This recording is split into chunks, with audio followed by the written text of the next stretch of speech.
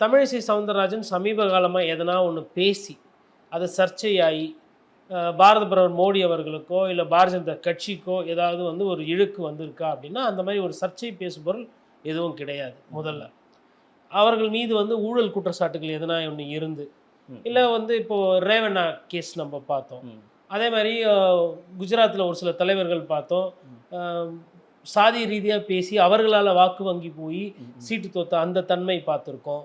அதே மாதிரி உத்தரப்பிரதேசில் பார்த்தீங்கன்னா மல்யுத்த வீராங்கனைகள் கிட்ட தவறாக நடந்துக்கிட்டு பதவி விலகணும்னு சொல்லி அந்த மாதிரி பிரச்சனைகள் பார்த்தோம். அந்த மாதிரி ஒரு மோசமான கிரிமினல் ரெக்கார்டோ இல்லை ஊழல் கேஸு சொத்து குவிப்பு எதுவுமே தமிழிசை அவர்கள் மேலே கிடையாது. இப்போ மூன்றாவது பர்ஃபார்மன்ஸ்.